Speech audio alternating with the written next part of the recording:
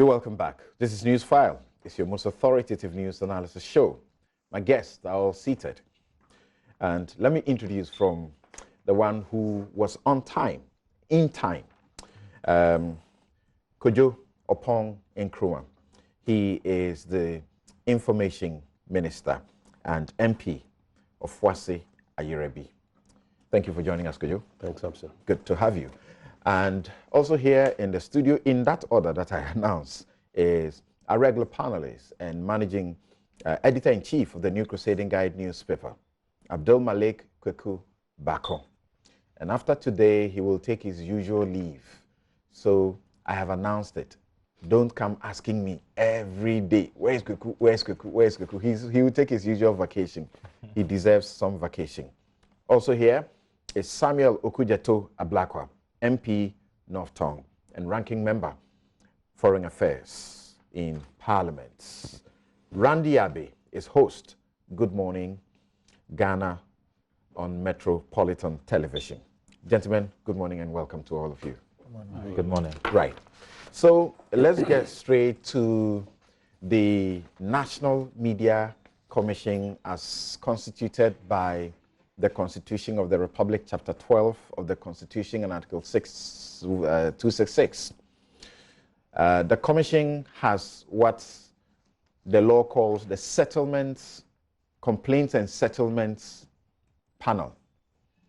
And normally about 6 of the membership will sit and determine a matter chaired by its chairman, of course. And the government in March filed a complaint. And the complaint was to the effect that Joy had produced a documentary, Militia in the Heart of the Nation. And that documentary about the DI group was first utterly false and also misleading. It was untrue, it was utterly false, and was misleading. That was the government petition. The NMC, the multimedia also filed their response and insisted that it dealt with facts and that those facts were sacrosanct. As the Media Commission panel committee to dismiss government's petition, well, they gave their ruling this week, and among others said that even though the documentary was in the national interest and the presence of those people in the castle was problematic and unacceptable, there was some ethical issues with the production. And it was misleading and sensational. Let's hear what our guests have to say about this particular outcome. And shall I start with you, Kojo? Right. So I've heard you already, but on Newsfile, let's hear you. What do you say? Good morning, Samson. Good morning. And to colleagues here and to your viewers and your listeners out there. And maybe I'll start on a light note. Okay. That in the spirit of your own objections at the National Media Commission, you shouldn't be moderating this conversation.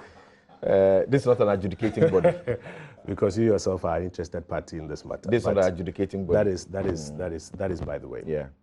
I want to start by correcting 2 things before we proceed on our case. You have just said that the government said that that publication was false. Yes, it was utterly false. And that the National Media Commission ruled that your documentary was in the national interest. You have just said those. Yes. But I want to submit to you that those are not correct. Okay. Those in themselves are misrepresentations of the facts. Okay. The gravamen of the government's case was that there were breach of ethics in that documentary that was put together, that the narrative that was put out by JoyNews was a misrepresentation of the facts and was misleading. That was the gravamen of our case. Okay, let me just quote you small. Let me just quote you small. You said the documentary contained, quote, offensive, utterly false, a product of gross misrepresentation of facts and wild speculation, unquote. And I've explained to you the gravamen of our argument. Right, right. And the National Media Commission ruled that your attempt to uncover what was going on at the Christianborg Castle was in the public interest. Okay. Indeed, the work that all journalists do is in the public interest. But it went further to make some very serious comments that, number one, indeed, there were unethical practices in the package that was put together. There were misrepresentations that were made, and that the narrative that you put out there was misleading. Nobody will run away from the fact that there was a group at the castle known as the I Group, which group ought not to have been there in the first place. I think in the very first response that government gave, we consider that they ought not to have been there in the first place. That's right. And indeed, your documentary makes the further argument that there were even attempts by government earlier to get them out of the place. Right. So nobody will say that that in itself is false. But it is the attempt to create a certain impression that there was what you described as a militia group that was being trained from a security zone in Ghana. And if you read the promos that were sent, that there was an Akufo-Addo link to it, that we objected to and we protested. Because essentially, what you sought to put out for anybody consuming at home to consume and go away with was that while this administration was preaching against vigilantism and contemplating enacting legislation, even having a commission of inquiry, hidden in some security zone somewhere in this country, this administration was acquiescing or supporting the training of a militia. When you put the embodiment of the various words and pictures and other things that was put out together as published, we are of the view that it was misleading, it was a misrepresentation of facts. We are, I think, clearly vindicated, and we are not interested in necessarily gloating or going around town that we have won, we have won, we have won, because we believe that it is rather a moment for sober reflection. Sober reflection because there's something that is happening in our media space as a result of the competition and technology. There's something that is happening in the media space that we all need to pay attention to. For example, there's a difference between the fact, the narrative, and even if you choose to have an opinion, how we go about it. The journalism that we practice, media freedom, and the guidelines and the regulations of journalism are things that are regulated by law. They are not anybody's gift to us. And you quoted rightly the Constitution, chapter 12, Article 162 and 163. They are the ones that actually create or recognize the media, its independence, and the animal we call freedom of media, which we'll have an opportunity to discuss later today. But the media is also a public trust. Indeed, if you read the National Media Commission's National Media Policy, which was published under the chairmanship of, I think, Tim Akwa-Hayford when he was chairman. I want to read to you section 5.1. It says the operation of the media is a public trust regardless of the ownership. What that means is that all of us have the right to a media that we can trust, that when they put out the fact, it is the fact. When they put out a narrative, it is a reasonably deductible narrative from the fact. Not that they alone have a certain narrative or view to a particular matter and want to force it down everybody's throat. And even when they choose to do opinions, they would ensure that there's fairness and balance, and the standards for opinion journalism are upheld. And that is why you find that the Constitution sets up in Article, I think, 166,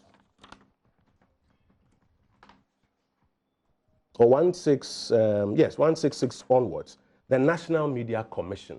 And if I have your permission to read 167, the functions of the commission, says that to take all appropriate measures to ensure the establishment and maintenance of high journalistic standards in the mass media, including investigation, mediation, and settlement of complaints made against or by the press or other mass media. What that means is that in the preservation of the public trust, the people who can undermine the public trust are not just outsiders. Sometimes we as journalists, the way we go about our work can undermine the public trust to the extent that in the subsequent years, people may have less and less confidence in media work. And today you will notice that the Afrobarometer reports suggest that confidence in the media is gradually waning. And we have to do something collectively about it. Now, what we raised as a major complaint was the fact that even though everybody will concede that there's this group known as the I Group that operated temporarily at the Christian Castle, later flashed out, if you go out there and tell people that there was a militia being trained and operating there, especially in these days when we are all working to fight vigilantism, etc., the narrative that you are crafting is misleading and it's a misrepresentation of facts. And in ruling, the National Media Commission, I think, goes through very clear pains and puts it out. When, for example, we have an opportunity to have a discussion like this and raise issues of fact, narrative, and opinion, I believe that it gives all of us an opportunity, especially those of us in the media space, to introspect, remind ourselves what the various standards are, and perhaps to go back to the basics.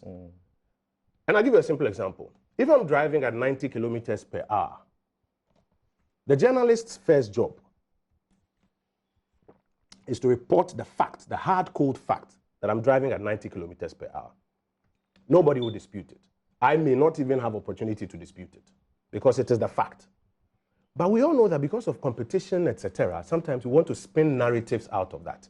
So you find a journalist who wants to say that he's overspeeding. The moment you now move into the carving of narratives, there's a higher responsibility on you that your narrative, at least by the test of the average reasonable person, must reflect the fact. So, for example, if I'm driving 90 kilometers per hour on this your Fanofa Street, and you say that I am overspeeding, the test of the average person will say, yes, indeed, I am overspeeding. If I'm driving 90 kilometers per hour on the Tema Motorway, and you say I'm overspeeding, this narrative will be misleading, will be a misrepresentation.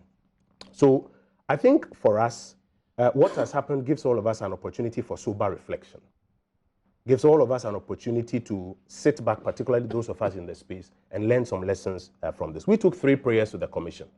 2 were granted, 1 was not granted, with a clear explanation that by virtue of the fact that Joy had published our rejoinder, the commission deemed it fit, and if you go into the National Commission Act 449 and the powers of the Settlement Commission, they deemed it fit that the best route was to have Joy publish in detail the findings that they made accordingly. I think finally what I'll say on this... I thought none of your prayers were granted. Why is that? I don't think they granted any of them. Okay. Let me take you through You our said prayers. you want retraction and apology. No, let me take you through our prayers. Retraction and apology. I have a copy of They our didn't petition. order a retraction and apology.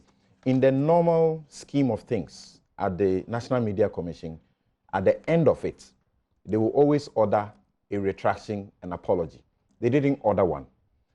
Number 2, if the point is that, and I can understand that, if the point is that because a rejoinder had been published, that was urged on them from the beginning. When the respondent went to them, he said, government brought a rejoinder. It was published in full. So why are they here again complaining? Let me read you our prayers. Yeah. So if you go to page 6 of our petition, we said that we want a declaration to the effect that the impute documentary is misleading and constitutes a dishonest and deliberate misrepresentation of facts, calculated at causing undue public apprehension, alarm, and panic. The National Media Commission ruled that the publication was a misrepresentation and it was misleading. No, if you go further, they said it was misleading and sensational. Where they used misrepresentation was in respect of the Ayawaso photographs. They said that use was a misrepresentation, not the documentary. If you go further, Right. It says that an order for the retraction of an apology to the government of Ghana on the content and the said documentary referred above. And I'm explaining to you that the NMC then came to the view that a rejoinder had been published, so they were of the view that the full findings should be published. If you go to the third one, we said further disciplinary measures as they may deem fit or they may see fit. Right. They went on, like I said, to mention that in their view, what ought to be done is the publication of the findings that they made in detail. Oh, okay. That for you is example, the discipline. Of course. Okay. I heard, for example, this other argument that we didn't complain about ethics. So why were they talking about ethics? It's here. If you read the last but one paragraph of our petition, it says that it's our sincerest hope that this complaint will be seriously investigated by the Commission in accordance with journalistic standards. Because remember that that is their mandate, published by the Commission, as well as the ethics of the media profession. And let me land by just going through a few of the ethics of the GJA as have been published, and which I believe will be an opportunity for all of us as journalists to pay attention to. They zoned in on the guideline 23, which says that you have to ensure that photographs and multimedia content adequately reflect the event and do not highlight an incident out of context. For example, when you picked this picture from the Nigerian Senate, when the NSS was trying to prevent Bukola Saraki from entering the Senate, and you slapped the logo on it and the promo essentially that says that you have uncovered a militia in the heart of the city. The test of any reasonable man walking around and seeing that would assume that, wow, this is going on here in Ghana. That was in breach of the ethics. Later, I heard this argument that there was file photo that was written on it. In the promo, as was put out, and I don't really seek to relitigate this matter, and the promo as was put out, I'm not sure you see file photo on it. But be that as it may. No, there's file photo. Go to guideline 22. What you presented to the commission did not have file photo. That was a promo that was put out. No, on that was wrong. media. You picked that direct from BBC. No, I don't know. So the fact that there was file photo was not under contest this is the promo. at the no, NMC. I'm talking about your promo that you put out. Did not have file photo on it. Okay, so not to get into a banter. I don't want to really to get what I'm saying is that the facts ought to be to be laid out. Yes. At the NMC. Yes. The NMC did not find that a online promo was used which didn't have file photo. No, in fact, they were asked the question, once you put file photo there, is this standard journalistic practice? Their answer was yes. So the question was asked, so what is the unethical thing about it? And they said, he ought to have explained a little further. And I'm saying, so that's what happened. I'm saying that when you put a promo, you have said that you had labeled it as file photo. When you put a promo out that says that NPP Militia Group trains at security facility in Ghana, with these pictures from Nigeria, men in mask wielding guns, there's nothing written here that is a file photo. I don't want to relitigate this matter, but I'm saying that there's an opportunity for us to learn from it. Go to guideline 22. It says that you should ensure that even the headlines you put out are fully warranted by the contents of the articles that they accompany. Okay. I think we can go through various examples. Even in this particular matter, when you reported that the NMC says that your documentary was in the public interest, but sensational. That headline, for example, if we read the entirety of the report, is not necessarily fully warranted by the contents of the articles of that article. So for me, and for perhaps government, this is an opportunity to learn, to go back to the basics, to ensure that we do more of what one of the celebrated journalists, Anna Politskaya, talks about. What matters is the news, not what you think about it. What matters is the hard, cold fact. Okay. And if you choose that you want to spin narratives, please be sure that your narratives are in accord with what the test of the standard reasonable man will go by. Don't misrepresent, don't mislead. Okay. I just want to ask you just one or two questions, just very brief, and I want to try to do that. Now, do you feel that you sought a vindication of the state or of the group, as in the DI group, not being a vigilante or militia? I don't understand your question. Okay. So that's the group.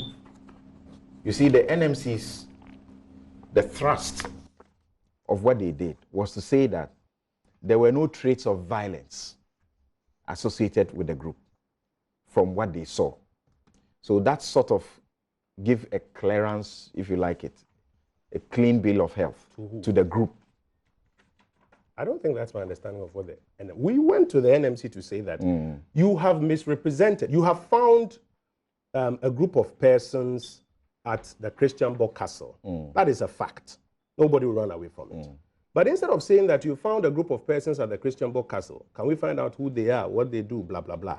You went further to carve a narrative out of it that this group of people are a militia training in a security zone in Ghana. They are under the guise, well, you said they have militia training in a both security vigilante zone, and militia. Under the guise of government.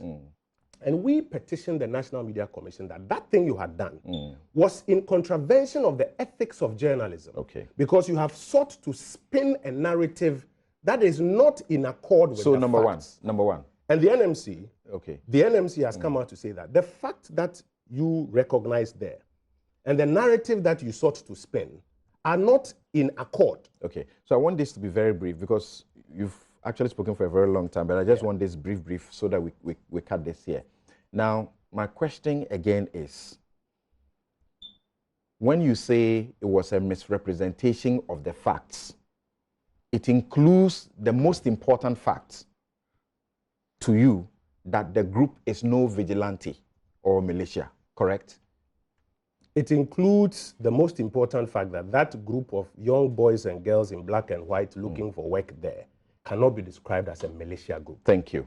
Now, what do you feel when you find that there are facts that remain uncontested, and Such yet as? the NMC Such panel as? make this? Okay, so number one, is it contested that the group had used the castle and put on their address that the castle is their place of operation, and had said on their website, which they took down after the documentary, that those who train them are ex-military official or ex-security officials? Is that true or not? And is that the basis on which you say it's a militia group? Good. Number two, did they have any license to operate as a security entity, as it is claimed that they may have been a security? And is that the definition of a militia group? Okay, so all these two are facts. Number two, before the commission, I may just end on this point. Yeah. Before the commission, this is one of the things that was brought out, that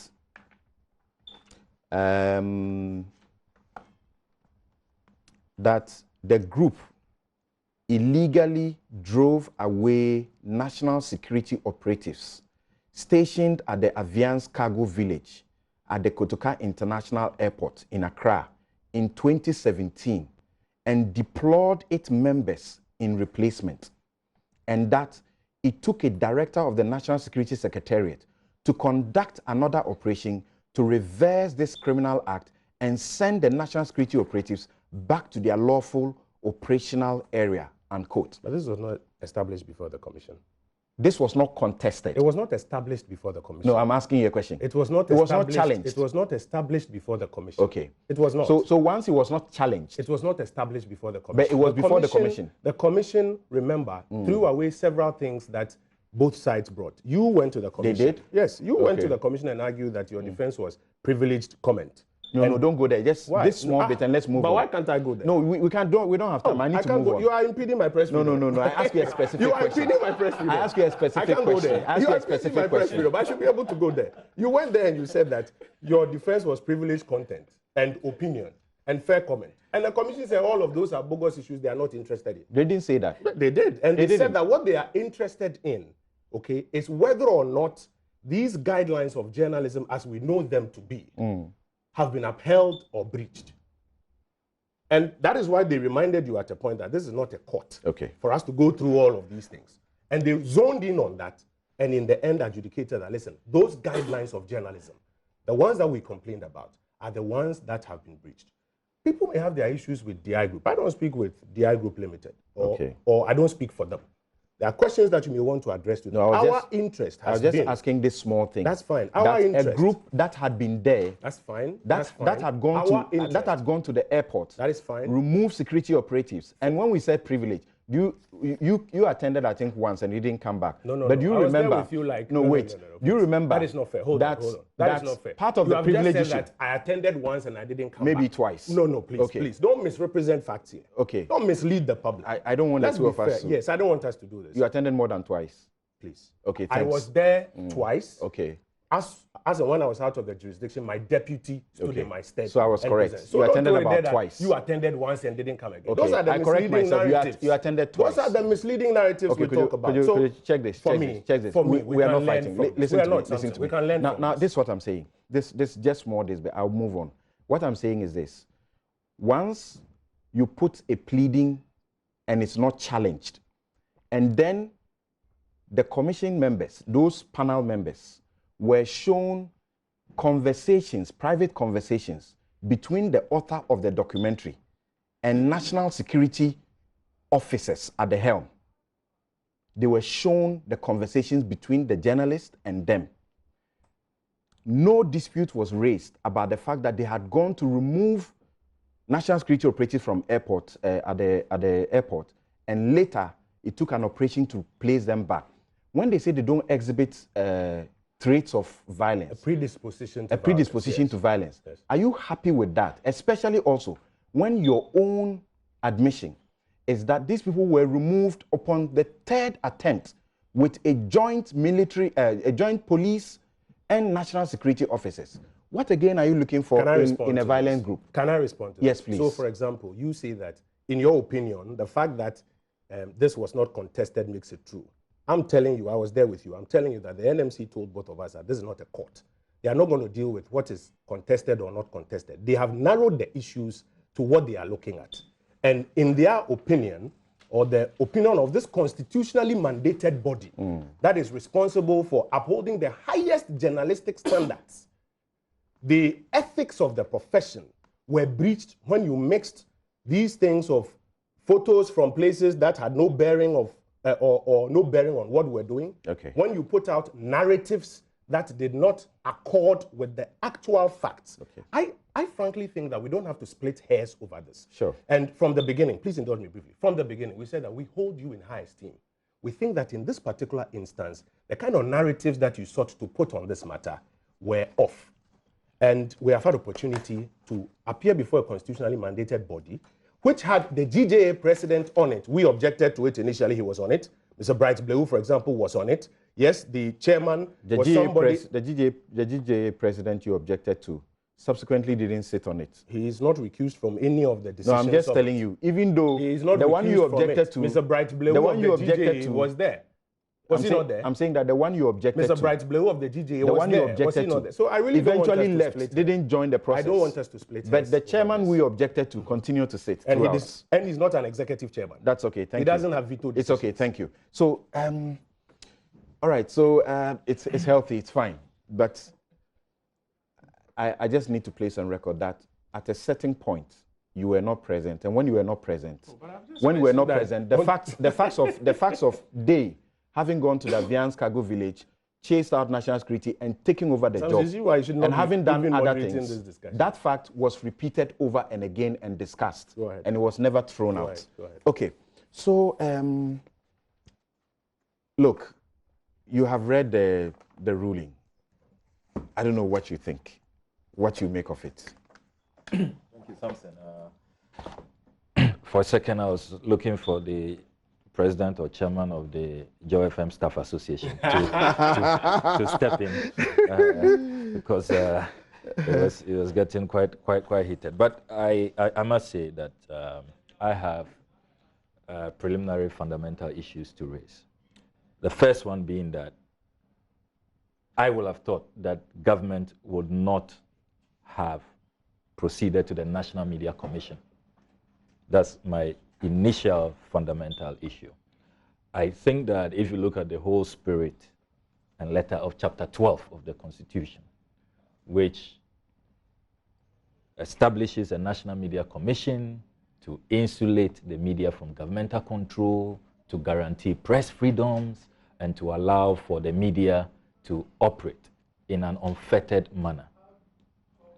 If I was in government, my advice would have been that let's sit with the management of multimedia and have a discussion.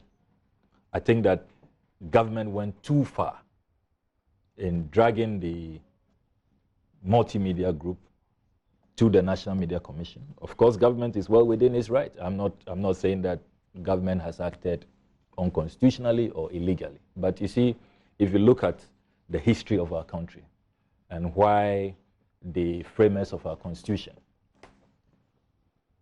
dedicated a whole chapter for media freedoms, and you come to consider the fact that a certain culture of silence, which had permeated quite deeply the new Constitution of 1992, set out to help all of us depart from that, guided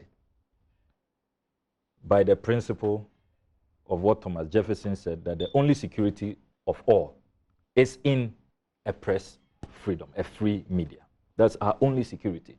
That is why all the rights, all the fundamental rights, we all acknowledge that when it comes to media freedoms, there is more liberty there. And it is the reason why this often quoted statement from John Stuart Mill, which found its way in the report of the Constituent Assembly, says that if all mankind minus one were of one opinion, mankind would be no more justified in silencing that one person than he, if he had the power, would be justified in silencing mankind. So fundamentally, I have a difficulty with government proceeding to the National Media Commission. It creates the impression that, and I believe same to be true, that this government is increasingly becoming intolerant and it is being overly sensitive. So that's the first preliminary objection. The second matter which we need to confront is with the entire tenor of the ruling. And I agree with the Media Foundation for West Africa that the NMC's ruling is very, very confusing in many parts. For example, when the NMC says that the DI group, they found their existence at the castle problematic and unacceptable, and leaves it there, does not tell us why you find it problematic and unacceptable. You leave us wondering, because you are arguing, the NMC is arguing that its activities are at variance with a vigilante group or a militia, as Ghanaians have come to understand it. And when we submitted our memorandum, Kojo confirmed that, I don't know if you saw it, to the Constitutional, Legal and Parliamentary Affairs Committee as a minority and as NDC. On the anti-vigilantism. Yeah. We took the view that vigilantism is a misnomer. And it is our view that militia is more appropriate. And that vigilantism is more positive, you know, as the dictionary definition suggests, is, you know, a group of people coming to augment law enforcement, you know, trying to help maintain the peace. But in Ghana, what these thugs go about doing is not vigilantism. So for the NMC to say that this group is not a vigilante group, and yet finds their existence at the castle problematic and unacceptable, and does not tell us why you find their operations at the castle problematic and unacceptable, you leave all of us in a state of confusion. Then there's also the issue of when the group was evicted. In the NMC's ruling, and I quote, on the issue when the DI group exited the castle, whilst the government insisted that the group was evicted in October 2018, the Multimedia Group insisted that it was after the documentary that the eviction was carried out. Then it ends there. So we do not know who is right. Is government's claim right, or is the Multimedia Group? And we know when you watch the documentary that indeed the dates, unless Manasseh got the dates wrong, there was even an end-of-year party. And so this claim of October. Okay, so there was an explanation to the end-of-year party. Mm-hmm. The end-of-year party, we are explained to understand, giving to understand that they had been evicted, but they came to apply, make an application to come back there to do their end-of-year party, and they were the request was granted. Okay, that's the explanation. That's the explanation. They had been evicted, but they were allowed to come back to, I mean, this explanation, really. I mean, look, let us be serious and let us accord the people of this country discernment and intelligence. The facts, as has been put out, government itself has not denied that this group had no business being at the castle. Government has not denied that this group was being trained by ex-military officers, which includes a former bodyguard of the former president. Government, Sorry, No, the current president. okay. Yes. What is it? The former flag bearer. At the time, yes. At the time, he was bodyguard for the flag bearer of the New Patriotic Party. Government has not denied that this group did not have the license from the Interior Ministry to operate. The government says it's unfortunate that they were there and that they ought not have been there. Yes. So they explained to you that the guy, the former bodyguard, was giving the place as an office to do work for the state, retrieve vehicles. And after that, he continued to operate there and use it for purposes that had not been granted. So why are you blaming the government? Why not blame the government? It's government's responsibility to ensure that assets that are under its control are not used for such activities. They created a website where they claimed they were carrying out all kinds of services. They had a motto which says protection and vigilance. Interesting motto. We are told that it was some recruitment agency, and yet their motto is protection and vigilance. Very, very curious. Then you also have something. The situation where this group, Manasseh adduced evidence, Daily Guide publication in 2012, where they had publicly announced that they were going to ensure that ballot boxes are protected. No, they didn't say that.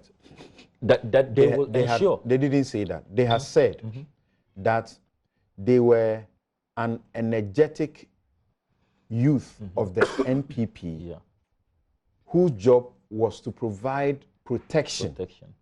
For the officers of the NPP. They didn't say they were going to protect ballot box. I'll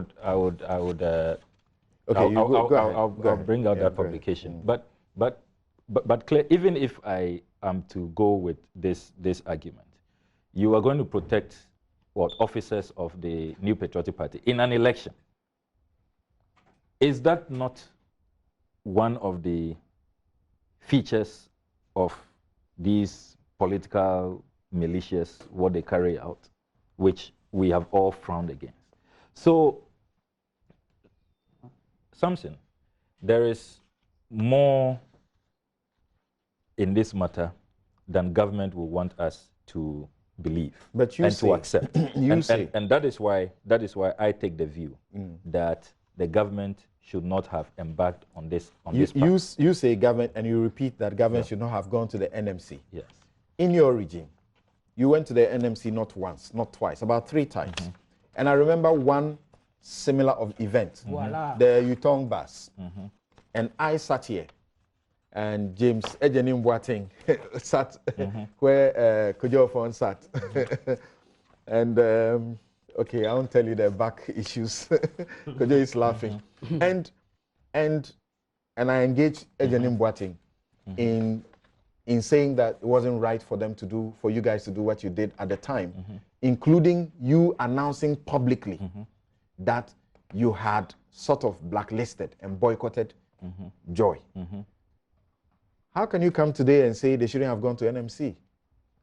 Did I say? He had forgotten. I had not forgotten. Did I say that no government has ever gone to the NMC, or we didn't go to the NMC? You said if you were in government, you would. I said yes.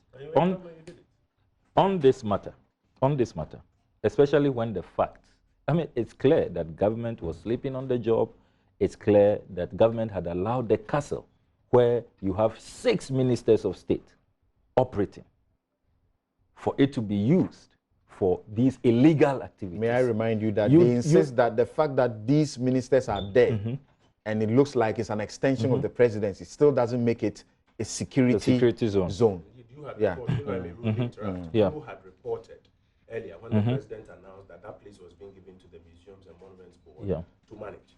And that's why we are clear that, first of all, if you go out there and say that you see, the embodiment of the words you put together creates a certain impression that a militia being trained in a security zone. Okay. Very different. Don't worry, but we also deferred to Kwesi Enin, who insisted that it's a security zone. Yeah, go ahead. Because his car was searched when he was entering. Yeah. Yeah. Could You know that where you do know as a minister of state that where ministers operate, there is some level of security. Yes. That it behoves on the state to provide ministers with security, and that is why even outside the offices of ministers, you are provided with police protection. In homes, in your residence, there is police protection and all of that, because it's the duty of the state. So to suggest that a place where ministers are operating from as officials of state, there's really no security there. It's not a security zone. It's not a security zone. Any member of the public can walk in there. Are training a militia in a security zone. What impression do you send out to people? Okay. Let's hear from Kwekuba. If I can conclude in a minute. Yes, please do. Conclude in a minute. You see, there are so many lapses, so many illegalities that this group clearly engaged in, that government should not rather be doing this to Manasseh and the Multimedia Group. They rather ought to be commended, because but for that expose, you had said that you even tried 3 times to get the group evicted, that you had to take a joint operation of national security and Ghana Police Service personnel to have the group evicted. I mean, it's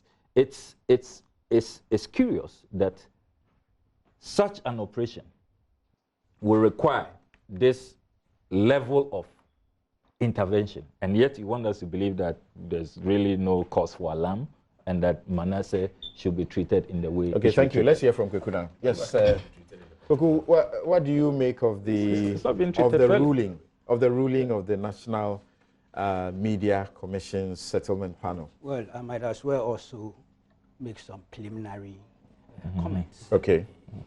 In line inspired by my brother here.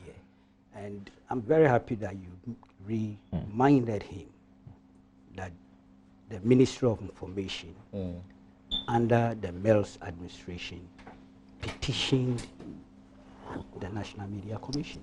But my brother was not bold enough to accept your reminder in its real sense. I didn't dispute he didn't object. I didn't object. Listen carefully. No. He was dribbling himself. Oh, it's obvious. That's most unfair. I'm sorry. It's redrawn with apologies. Oh, no, I don't need them. No, I'm sorry, because I don't intend offending you. And if you're offended, please forgive me. It's redrawn.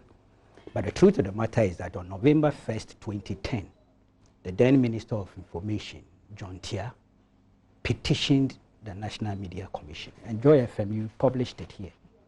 This is a Joy publication. Okay, it was on the mass rape saga. Yes. And why I was saying that perhaps you were not being forthright was because you premised your submission on basis of the spirit of the Constitution. The NMC is a creature of law of the Constitution. And the options for governments or ministries or anybody to go there is there.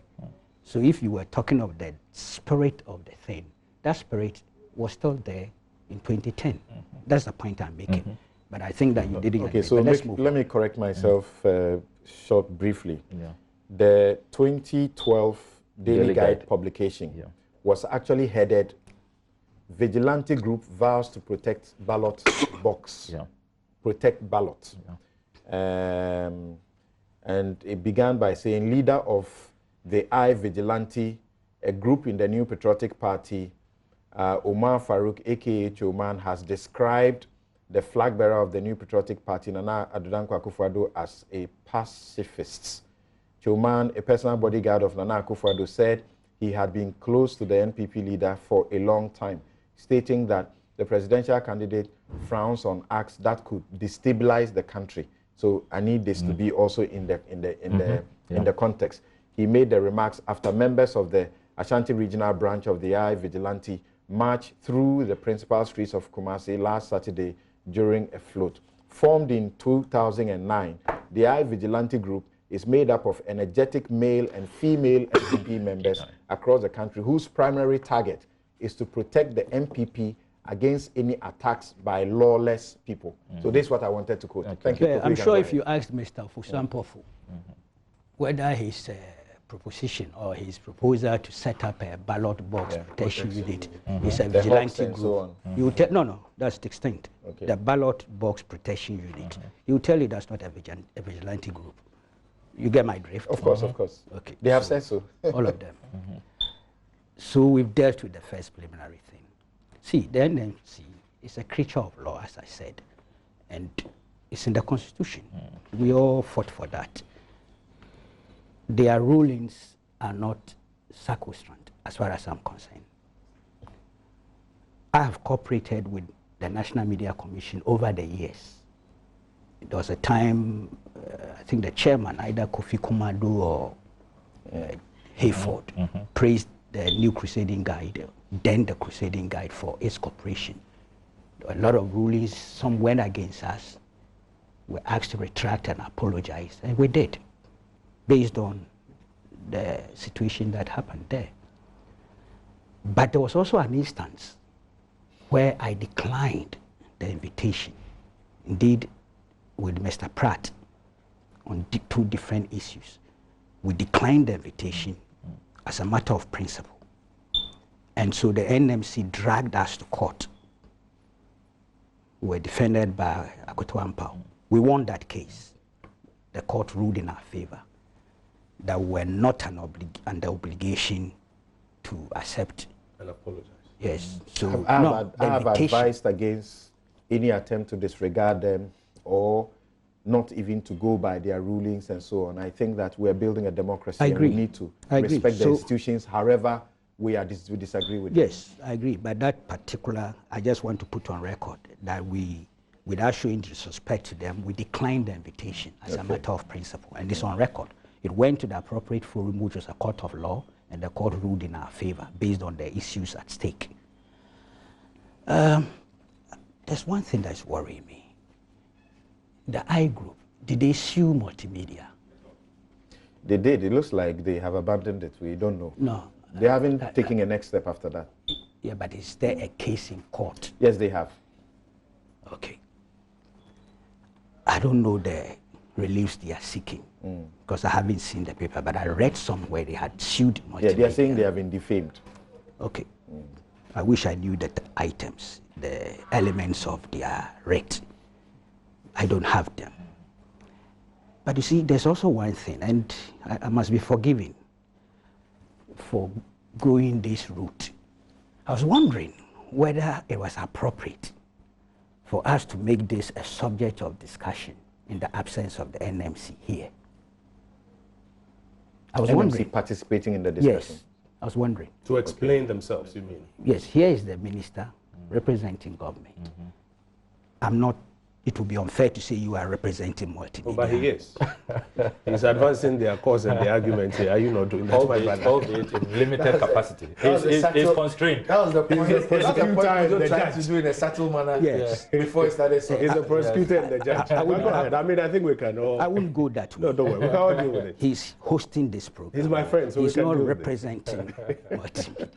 But you can raise the NMC on phone if you. Of course, No. of course. If you think that. Well, I'm not direct. I'm not out here to direct. I'm making my preliminary points.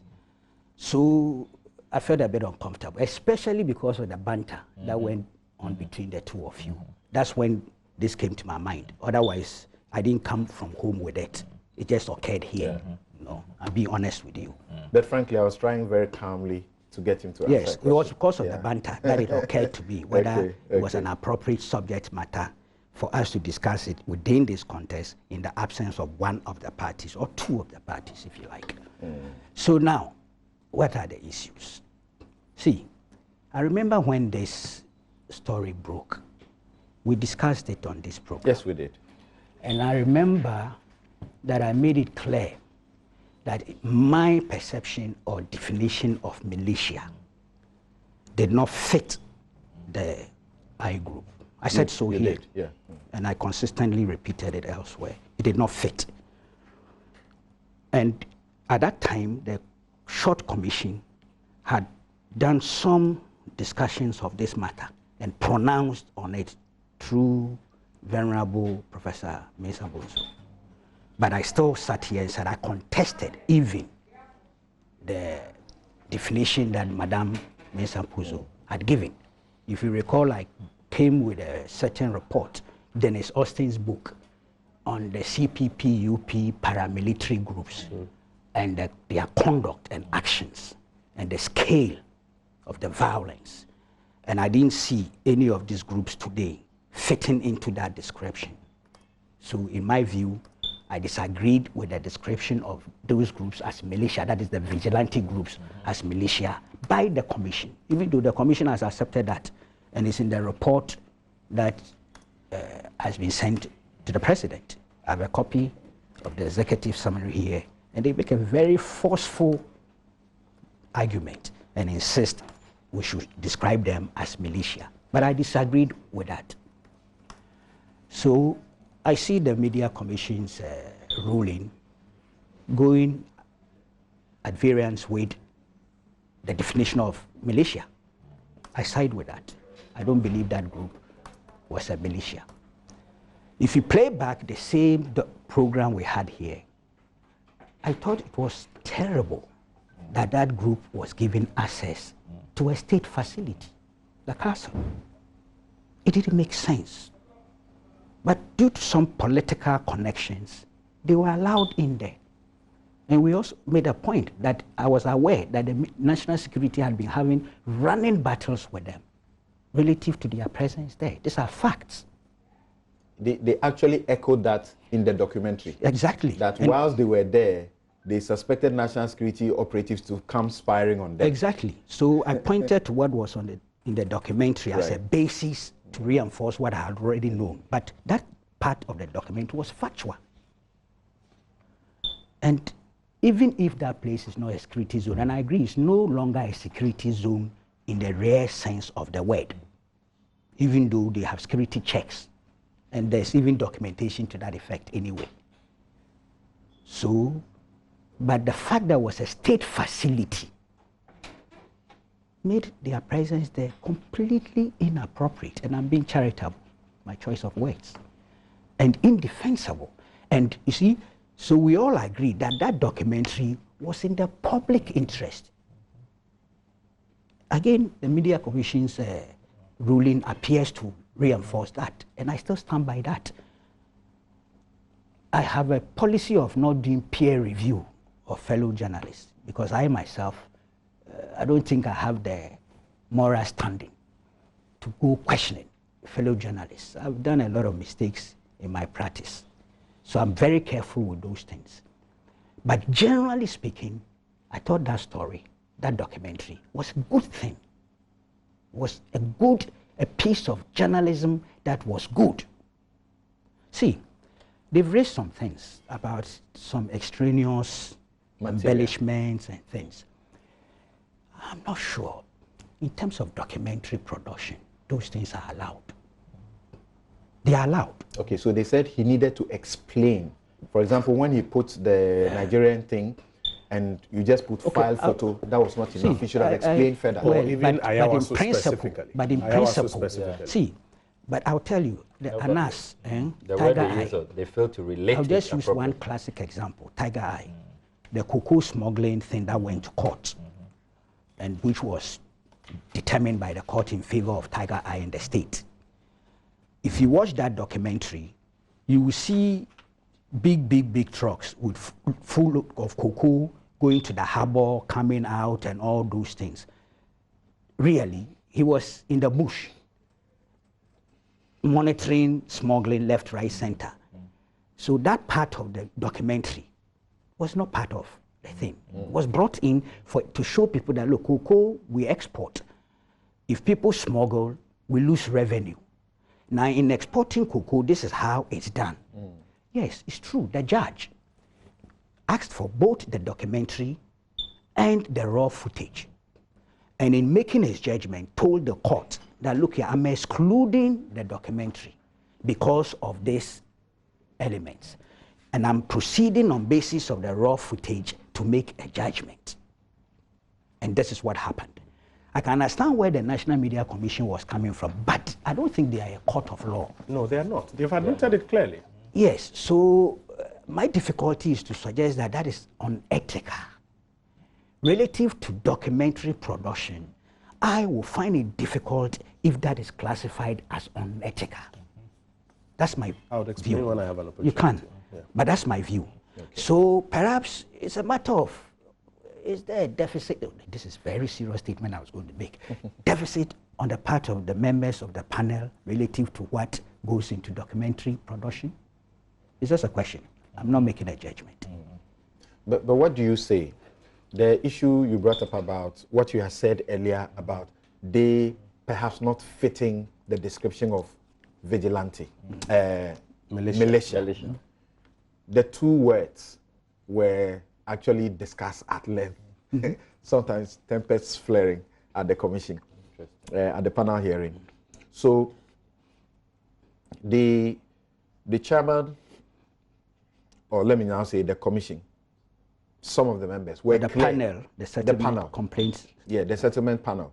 Some of them were clearly of the view, particularly two of them. They were clearly of the view that you shouldn't be using militia. And Manasseh insisted that I will use militia for the rest of my life for any group that is a vigilante.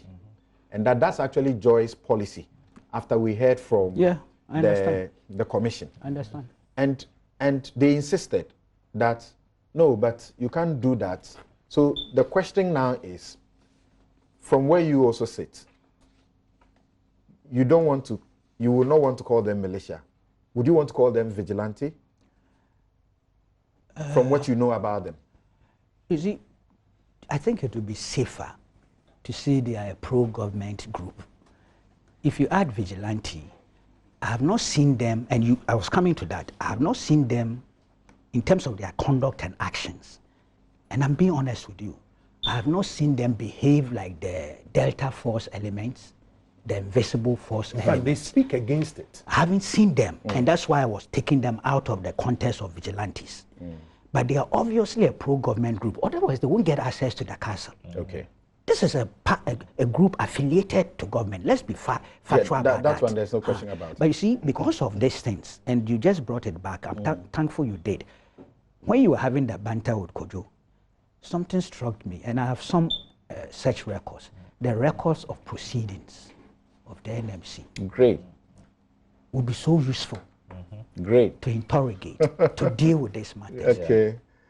Unfortunately, as I sit here, I don't have them. Okay. But I'm clear in my mind that the NMC has done its side. I would wish we all move on, learn lessons from these things. Nothing stops anybody from contesting the quality of their findings. That's how it's part of the democratic exercise. Okay. All right. But it also has to be put on record that a leader of the invisible forces describes this group as one of the groups within the NPP's whatever, and a video evidence of that admission was tendered at the NMC. Can I say something? I don't have a problem with that. That's why I'm asking for the records of proceedings. Video evidence was will tendered. help us. Two quick things just before he comes in. For example, you know the TV3 video Yeah, there's something. of the interview of their... You see, I didn't want to go into the details. That's not the one I'm referring to. No, that's the one I'm referring to. Okay. The TV3 That's video, different. where the I group themselves grant an interview and say that they have over 5,000 members across the country. Watch the raw full video. They start off by condemning these groups like the Invisible Forces, who you are saying have admitted that these are some of us, and therefore you use that as a basis to say that you are qualified. And this evidence too was not contested. And what was the date? What is the date Relax. of Let me make my point. that video? The TV3 video. Oh, it was No, way not the TV3, the one. I wouldn't know his date. That was after the publication. Oh, okay. So he is relying on this so-called claim by this Invisible Forces person who says that the I group is part of one of their groups. And I'm saying that there's a TV3 video. I'm looking for his exact quotation. I'll share it with you. Which they put in their documentary, in which the I group disavows all of these violent groups all over the place. and proceeds to say that that is not the way to go. You should rather organize your people, give them training so that they can find jobs, etc., etc. And that for them, they have about 5,000 members across the country who they have put together and are training so that they can find jobs, etc., etc. In their editorial discretion, they edited out all the parts where these people disavow violence, etc., etc., and come and pick up where he says that we have 5,000 members across the country. We submit. No, you mean they edited? Edit out. Yes. You are doing a documentary. Yes. If you are doing a documentary, you use what you want to use. Exactly my point. And that is why we say that we find a breach of the ethics. Because if you want to portray the thing for what it is, okay, why don't you let the man disavow the violence, proceed to put the context in which he talks about his 5,000 members across the country and what he seeks to do with them. But you, like in your own words, edit all of that out and say that you have the view that they have a predisposition to violence. Not a view. There are You have the 5,000 evidence. You have the evidence, not just a view. And the evidence of their predisposition to violence is what? Evidence. And Is this what? evidence is not controverted. Is what? I What just is that mentioned evidence? one to you, what they did at Avian's Cargo Village. Oh, please. I just mentioned that. Was there evidence of that before the commission? Okay. It was contested. No, it was not contested. Oh, Let me tell you please. this. Let me tell you. You It can was not call contested. Godfred Dami. No, you are not there. It was not contested. Okay, listen, so call Godfred Dami, who was a lawyer. listen. This is what happened. Call Godfred Dami. When that came up, It was when contested. that came up, conversations, private, confidential conversations Edit out all of those between ones and you persons can in make the this argument. national security and Manasseh were disclosed to the commission members, because you can't put that in the response. So in the response, he hinted them that I have some conversations with what national security's own difficulty with dealing with the group, and That is not I a will mistake show that it to national security you had on a private basis. So he showed them these conversations, and that particular story was never controverted. Nobody raised It one was controversial. contested. I said, No, call it was Godfred not. Dami or check the record. It was not. It was not. Proceedings. But my point is I'm this. telling you, it was not. Don't You were worry. not there. It was no, not. I'm saying Yeah. I call the lawyer. If you say I was Okay. they call the lawyer. All right. My point is this. If you edit all of those ones out and you pick the part that says that 5,000 members across the country, and then you proceed to slap on it your narrative that therefore they have a disposition to violence, such a big group, 5,000 across the country, what you are doing and the pieces you are putting together. The NMC, for example, says that when you go to the DJA ethics, and I'm speaking in reference to your issue, guideline 23 says that when you are putting materials together, for example, they pick pieces from Ayawaso. Okay, it's Randy's turn. I want you to be quick with that. Let me Yeah. They pick pieces from Ayawaso Ayawaso. for the introduction, background. clearly violent conduct. Yes, background. And set a certain context, okay? And play this group up within this context. This is your claim of other pieces of evidence that you have that give you a predisposition to violence. In fact, the terms of reference are that you put it in the material, because it is that documentary that is being contested. You mean to avoid a surprise element? Not necessarily that. No, so you this is don't what get to go and bring some You extra submit materials. the documentary and you submit raw footage. Yeah. And that's what was done to the, to the commission. No, nobody has said that you don't submit the raw footage. This piece Because of you can't do a evidence- documentary for 2 No, hours. No. That's not what we said. That's true. You That's can't. not what we've said. Okay, If you have okay. raw footage and you are editing the footage, that is different. Okay, If you say that you have some other piece of evidence that galvanizes your view, you put it in the documentary. Okay, thank you. Randy, Proud now to let's the hear you. You put it in. Okay. All right. Okay. So documentary production class. 301 or 401. 701. Well, I don't have any preliminary remarks on this matter, but you know, it's within government's rights. I mean, if it feels aggrieved by a matter to go to the appropriate constitutional body, and so I do not have a problem with government Get the raw going to the transcripts. NMC. Go for the raw footage. Yes. No, transcript going through of the hearing. this whole issue, it appears to me as more of a form of a substance matter. You know, because there are some very critical issues. And let me first acknowledge the issue of learning and moving forward and all that.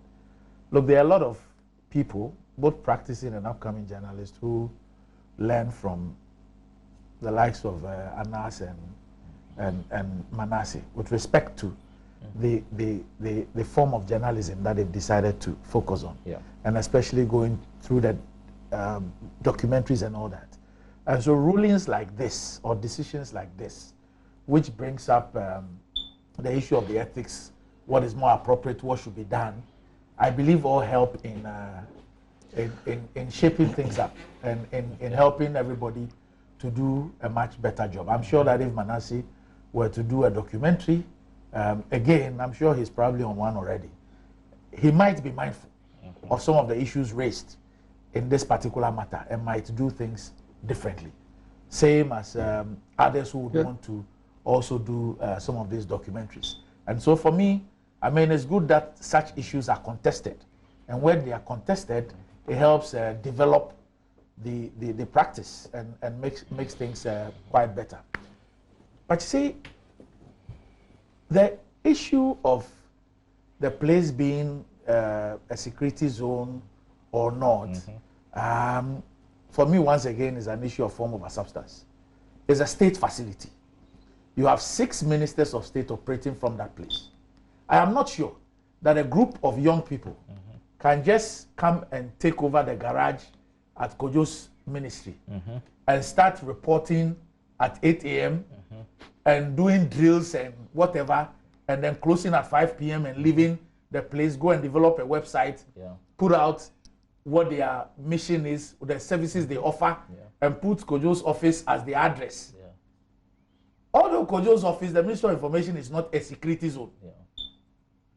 But you cannot have a group of young people just get up one day and say that, oh, there's some part behind his office or some side, and so they are going to assemble there in their hundreds on a daily basis and come there every day at a particular time and leave at a particular time and create some offices to use there.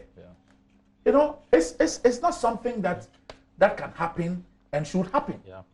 And you see, look, the confirmation that the so Randy, the government admits that this shouldn't have happened. Yes, they were clear up front after the documentary. I'm just saying that, you see, except that before the documentary, officially they denied their existence there. They denied that they knew any such group there. No. Yeah, Samson, no. That was put out. No. You see, I don't want to take his time, but these things are very critical. I had a chat with Manasseh before the documentary was aired. You recall that. You see, I don't want to go into it. You recall, and since we're here, let me do it. We were just celebrating the Independence Day in Tamale. And I was organizing, ferrying your team from Accra to Tamale to go and cover it.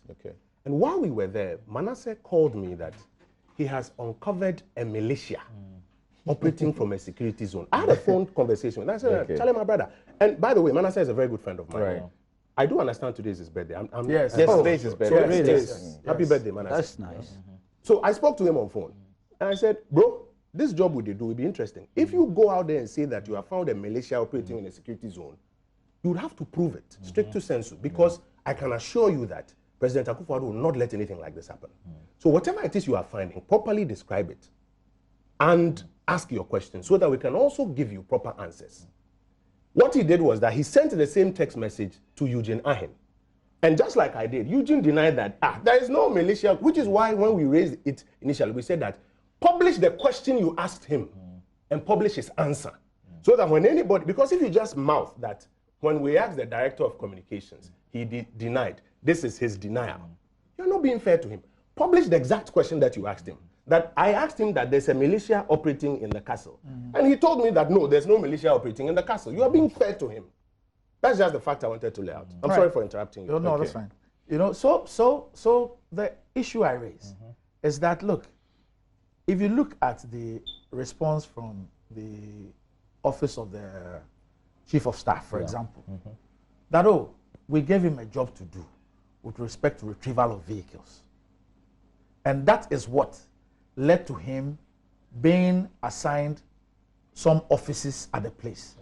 And then even when he had finished his assignment, he stayed there and decided to use that state facility for the purpose.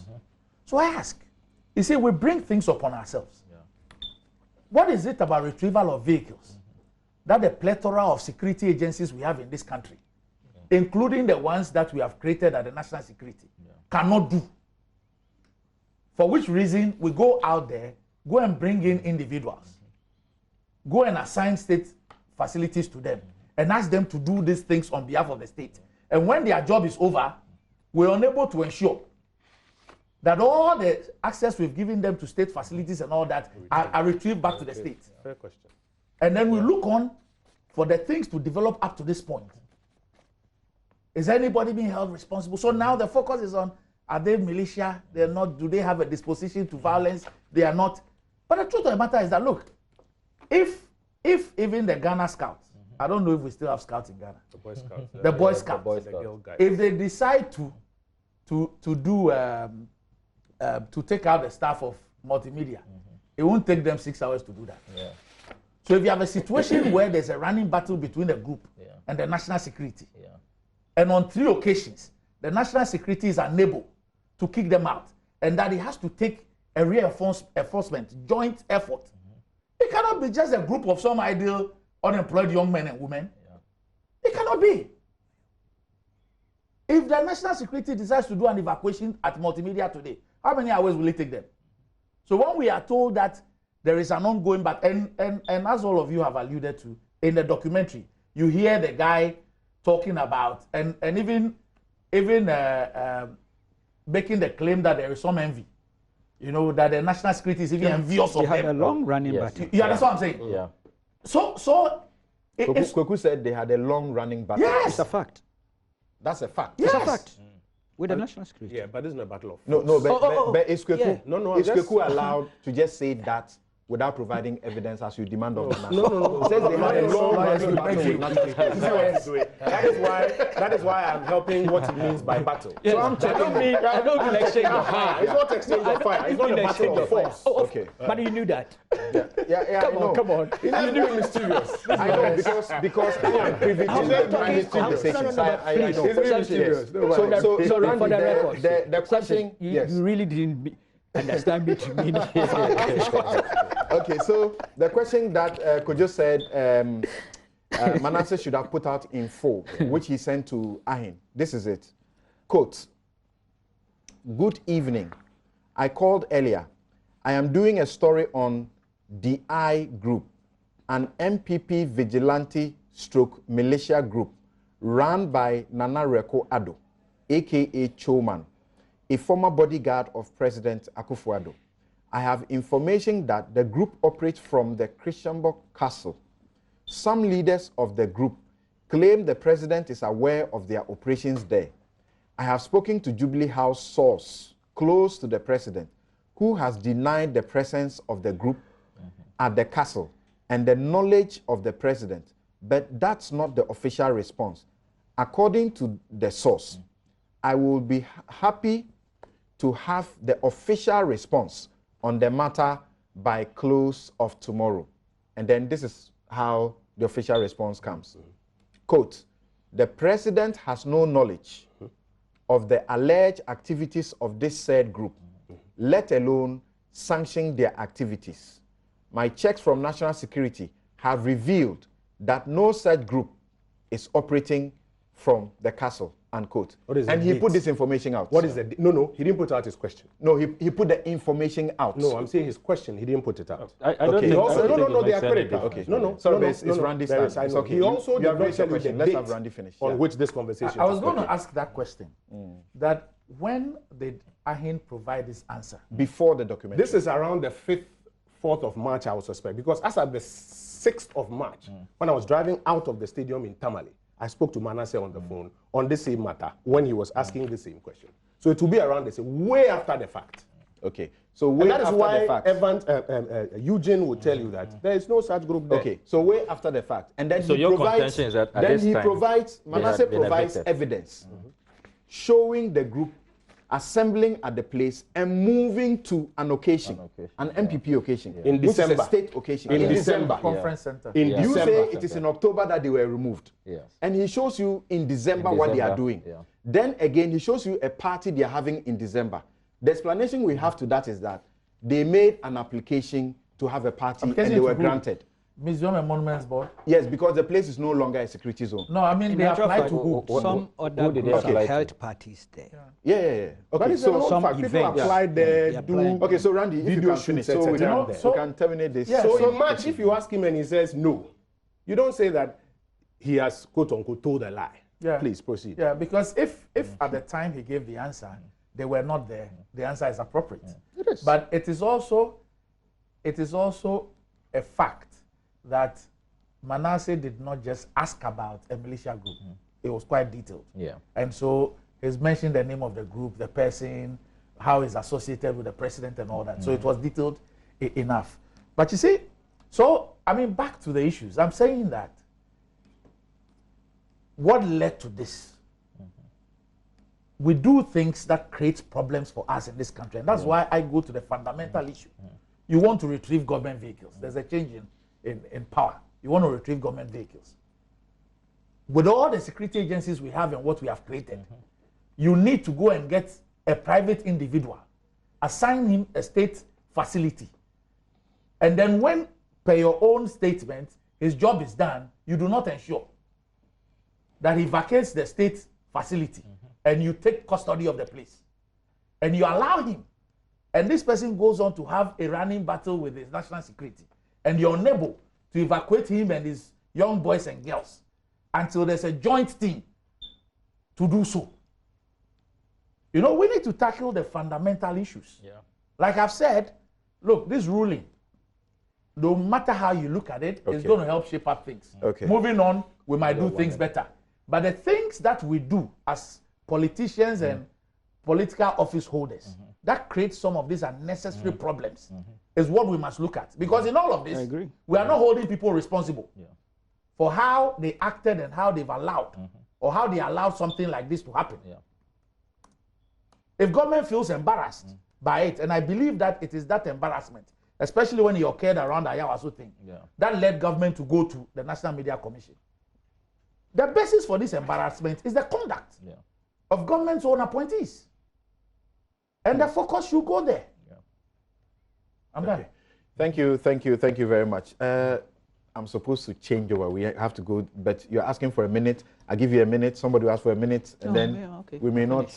So I beg you. No, give me. One small minute. One small minute. One small minute. Very small minute. Okay, quick. You remember in my earlier reference to the publication in the Daily Guide, I have retrieved it now, the 11th of June 2012, and you've read the first 3 paragraphs. If I can just, the paragraphs I was referring to. Choman said the group will complement the work of the security agents on election day, stating that his group will watch the ballot boxes with an eagle eye to prevent unscrupulous people from snatching them.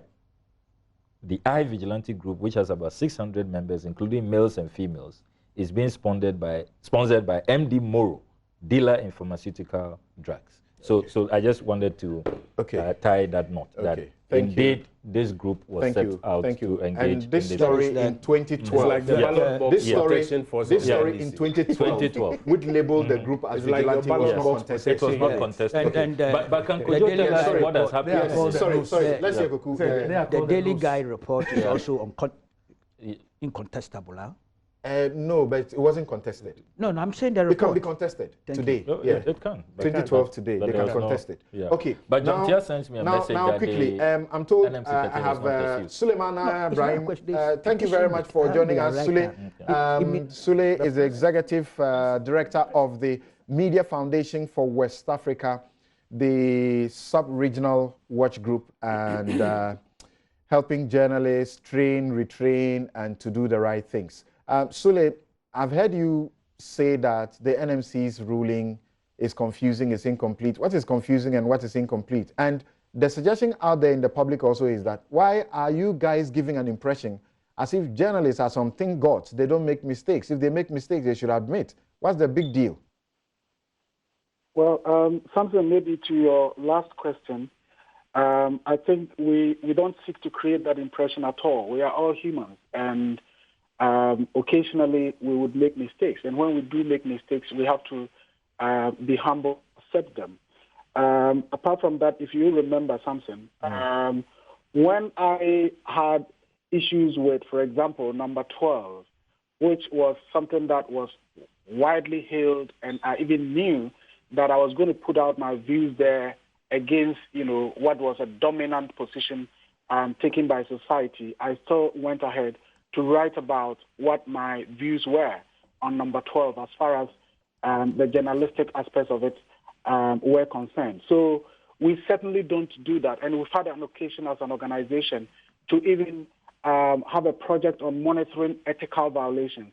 And the whole exercise we conduct during elections around, using the use of abusive language and how the media are able to restrain people and so on and so forth, I mean, are all about making sure that we try as much as possible to also push the standards up. And we are not saying, and we would never say, that our media system is perfect and journalists are perfect in doing their job. So having said that, let me just quickly go on to the National Media Commission's ruling. And something I must say that after having read the document, on a number of occasions, my conclusion is that the NMC did a complete disservice to the nation and to particularly those of us in the media industry. And I say so because I've been listening to the conversation this morning, and because of the nature of the NMC's ruling, one cannot but go back to the initial debate that we had when the documentary was aired and when government, indicated its displeasure over the documentary. Now, if you take the NMC's ruling, after, the initial things about the preliminaries and the basis of the complaint and the objections that were raised against the GJ president, the chairman of the commission, and so on and so forth, the commission now says it sets out 3 issues for determination on the matter. And these 3 issues were: 1, what is a vigilante group? 2, when did the group exit the castle? And 3, did they manifest any acts of violence? Now, the point number 2 is important in terms of when did they exit. One would have asked, why does it matter? And I think that in the commission's view, it mattered because the government's complaint had said, in the documentary, the producers had deliberately ignored the fact that the group had been evicted in October 2018. And so in the argument, the government position was, well, we had evicted them in 2018, and Multimedia had said, no, it was after the documentary was produced. Now, again, fundamentally, the commission's ruling says the Minister for Information, after opening the case for the government, reiterated that the documentary did not contain any material facts and was full of exaggeration to cause, sensationalism. Now, one would have expected the commission's ruling to be detailed, to be explanatory, unambiguous, so that it would be a living document that journalists can make references to it, organizations such as ours can make references to it, to guide journalism practice in this country. Now, when the ministry or the government raised the issue of the documentary not containing any material facts, well, I was wondering, 1, was there a group operating at the castle, which was not, like a state agency or institution or whatever? And the answer is yes. 2, was that group the I group? The answer to this is yes. Has this I group ever, been portrayed or known to be a vigilante group, as we know vigilante groups? And the answer would be yes. Now, despite all this, the commission then concludes in determining whether the I group was a vigilante group or not. This is what it says. While the commission finds the presence of at the castle unacceptable, the group did not manifest any violent conduct to be described as a militia or a vigilante group. Now, the question that one will ask is, I know a group called the Bolga Bulldogs. I know a group called the Bamba Boys. I know the group called Azoka Boys. I know the group called Invisible Forces, Delta Forces, and so on and so forth. Is it the case? Is the NMC saying if a journalist should have a documentary about these groups, that documentary must show the people directly in violent conduct before we can describe them as a vigilante group? I doubt that is the case, because if you were to push that argument, in fact, it's almost like saying that until you see the military in combat, you shouldn't call them military. Because we all know what vigilante groups are and what they exist to do. But I'm not surprised that the government would take a position that appears to be defending this group in terms of they not being portrayed as a vigilante group. Indeed, the NBC not too long ago described its vigilante groups that we all know are vigilante groups as a group of NGOs. And if I'm right, the Deputy General Secretary did say so. So on both sides, in terms of the two main political parties, one wouldn't be surprised if you find each of them trying to defend and almost clean up or give a clean shave to these groups that we know are vigilante groups. The other point, and I heard Senior Brother Kweku make that point quite strongly, in terms of whether the use of the Ayawaso images, incident images, and so on, constituted anything unethical as far as documentary production is concerned. And the NMC says that, well, in terms of context, they didn't relate to each other. But something, you know, that it is after the Ayawaso incident that the Short Commission was established. And as far as I know, the Short Commission was established not primarily to go into the weaknesses and deficits of our national security establishment or institutions and so on and so forth, but into these issues of vigilantism. You ask yourself, if there is no connection, how come a commission is set up after an incident such as the Ayawaso thing to go into details of vigilantism and how they can be disbanded and so on and so forth. And then subsequently, the president also pushes for a bill on vigilantism. So if you put all these together, clearly the commission did not provide, submissions that would really guide our practice going forward in terms of responding to the questions that they themselves, have set out to respond to. Okay. What is a vigilante group? Okay. And the commission is saying, look, as far as we didn't see them in the documentary in any violent conduct, we couldn't have called them a vigilante group. All right. I mean, this certainly cannot be something that helps. Sulemana, I'm very sorry, but we have spent quite some time. I thought we could be very brief with this issue, but unfortunately, this is where we are. Thank you very much. Sulemana Brahima is with the Media Foundation for West Africa, and I'm getting prompts to take a break quickly, but could you need some 30 seconds? Let's do that quick. No, I mean, like Hall writes in The Friends of Voltaire, I may disapprove of what Sulemana says, but I will defend to the death his right to say so. That is what press freedom is about. Thank you very much. There's been a lot of talk about government and multimedia. Yes, we've had discomfort because we wanted to draw attention to the misleading narratives and misrepresentation. We believe that attention has been drawn and we can engage in good faith. And multimedia has put out a petition. It accepts the National Media Commission's ruling, but it disagrees with it. Thank you very much. That's how to build a democracy. So